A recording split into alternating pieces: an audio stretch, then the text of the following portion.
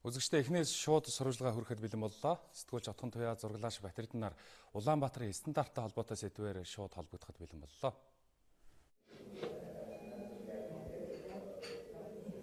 За баярлалаа. Тэгэхээр яг одоо Campus гэдэг одоо дэлхийн стандартыг зориулсан арга хэмжээ явагдаж байгаа. Тэгэхээр энд бол стандарт хотыг илүү ухаалаг болгоно гэдэг ийм семинар явагдаж байгаа юм байна. Тэгэхээр Монгол улсад бол ерөн 2016 оны сүүлийн байдлаар 6000 гаруй стандарт мөрдөгдгөө гэсэн ийм тоо байдаг. Тэгэхээр хотыг одоо стандарт хотыг яагаад илүү ухаалаг болгож чадах вэ гэдэг талаар бид дараагийн ярилцлагыг хүргэж байна. Тэгэхээр стандарт хөгжил хэмжил зүүн одоо газрын бодлогын газрын дарга өнөр жаргалтай ярилцах гэж байна. Тэгэхээр хамгийн гол асуулт тийм ээ, стандарт хотыг илүү ухаалаг болгоно гэж яагаад өнөөдрийн семинар ийм сэдвийн дор явагдаж байна?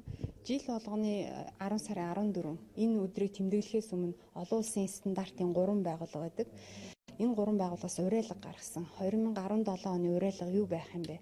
Нийт дэлхийн хүн амын 50 гаруй хувь буюу тухайн улсынхаа 50 гаруй хувь нь нийслэл хоттой оршин сууж амьдардаг. Нийслэл хоттой оршин сууж амьдарч байгаа энэ хүн амынхаа эрүүл аюулгүй байдлыг хангах нь хамгийн гол эрхэм зорилго болж байгаа. Тэгээ энэ эрхэм зорилгыг хангахын тулд одоо байгаа энэ стандартаар холбогдож үйл ажиллагааг зохицуулж байгаа энэ арга замаа илүү шинэ технологи, илүү шинэ ноу-хауд суурилж одоо агуулга өргөтгөё гэдэг үднээс энэ уриалгыг бол гаргасан байна. 6000 гаруй стандарт байдаг гэж сайн мэдээлэл авлаа л да.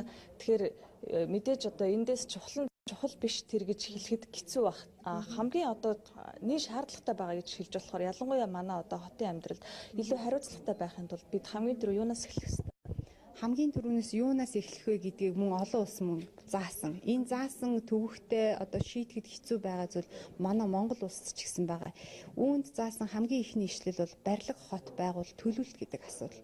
Хотын төлөвлөлтийг хэрхэн хийх вэ гэдэг асуудал дээр улс орон даяар тэр тусмаа улс орны нийт хот болгон үүнд санаа зовж байна. Барилга хот байгуулалтын төлөвлөлтийг хийхдээ ногоон хөгжилтэйгөө хэрхэн уях вэ гэдэг зүйлийг мөн энд тусгаж байгаа. Дээрэс нь эрүүл мэндийн үйлчилгээ хүн амаа эрүүл аюулгүй ингээ аж төрж байх ёстой гэдэг зүйлийг эрүүл мэнд рүү хандуулж байна. Дараагийн нэг асуудал харилцаа холбооны асуудал. Өнөөдөр утас хэрэглэдэггүй, компьютер хэрэглэдэггүй хэрэглэгч гэж одоо дэлхийд даяар байхгүй. Тэгэхээр энэ харилцаа холбоог яаж илүү ухаалаг болгох вэ? Ухаалаг гэдэг үгийн цаана хариуцлагын асуудал яригдчихэж байгаа. Харилцаа холбооны хэлийг хувийн журмаар ашиглах, нийтийн журмаар ашиглах гэдэг энэ асуудлыг илүү хариуцлагатай болгох ёстой байна. Үүн дээр бас анхаарал хандуулах цаг болжээ гэдэг мессежийг олон улс өгч байгаа.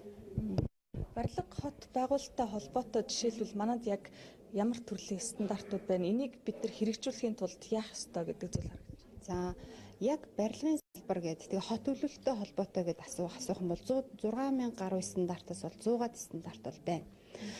Энэ стандартыг одоо үүсгэхээсээ илүүтэйгээр энийг хэрэгжүүлэх асуудал. Дээрэс нь хэрэгжүүлэхдээ шинэ технологи, шинэ санааг үүнд нэвтрүүлэх шаардлагатай.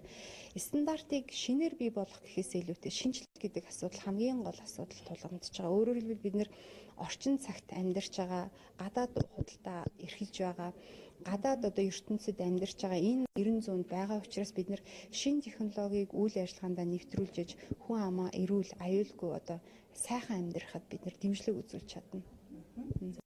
За танд баярлалаа.